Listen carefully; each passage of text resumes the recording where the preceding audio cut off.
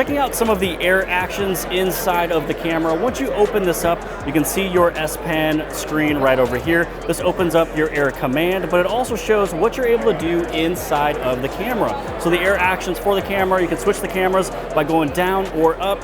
You can go to next mode or previous mode by going left or right, and you can also zoom in and zoom out. So giving this a test, we will press and hold on the S Pen button and swipe down. You can see how it's able to switch between the front and rear camera.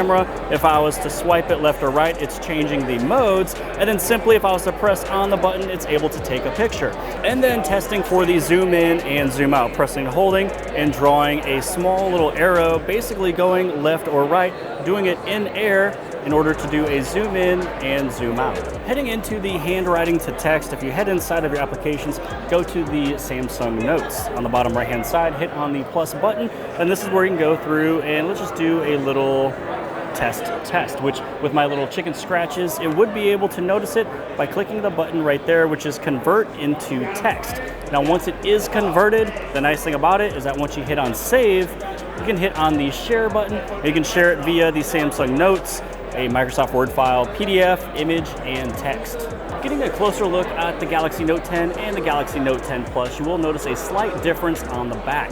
The Galaxy Note 10 Plus, which is on the right-hand side, does have two time-of-flight sensors, one to send and one to receive. The regular Galaxy Note 10, the smaller version, will not have the ability to do the live bokeh effect for video, which means on the Galaxy Note 10 Plus, you do have a little bit more features inside of the camera. So you're not only doing the live focus for photo, but you're able to do the live focus for video as well.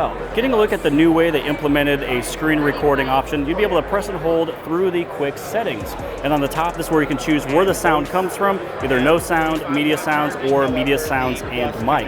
You can also change the video quality from 1080p, 720p, all the way down to 480p, and then changing the size of your selfie video size. So if you like to be larger or smaller, or even if you don't want to show yourself, that's really no big deal. Giving a fast demo of what this looks like, heading over into the screen recorder. If you tap it once, it goes straight into recording, and then on the top right hand side, you have the options to either stop the video, you can add in your own front-facing video of yourself, and you can also draw, go through, change the color. So if you are giving a instructional video, maybe you want to show somebody how to do something through the settings of a phone, you're able to go through and actually draw on the screen, which I think is a really good implementation of the S Pen and screen recording.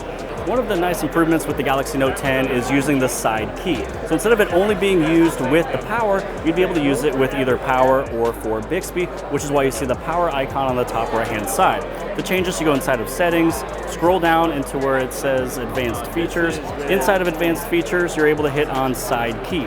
This is where you can change if you do something with the double press or the press and hold. So right now the double press is the quick camera launch. The press and hold is with Bixby.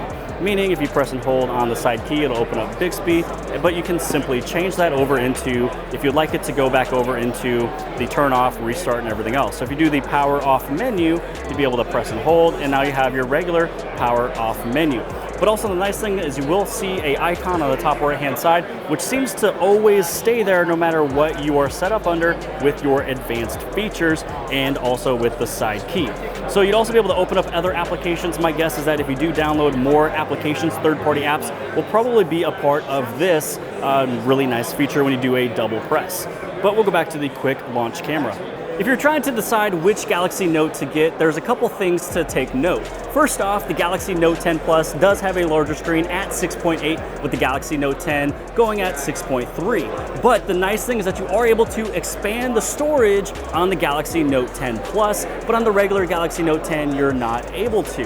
But with the Galaxy Note 10 Plus, you do have 256 gigs of internal storage with 12 gigs of RAM. The Galaxy Note 10 will have 256 gigs of internal storage, the same as the Galaxy Note 10, but the RAM will be at 8 gigs. So if you are looking at the phone for gaming, definitely go for the larger version. The 6.8-inch display is going to be amazing with the gameplay, along with 12 gigs of RAM. And then also with the expandable storage, if there's more applications or games you like to download, you'll be able to do that. And also with all of the different screen recording options you can do if you're recording your gameplay, you have a lot of storage of 256 gigs of internal storage stock and the ability of doing micro SD cards.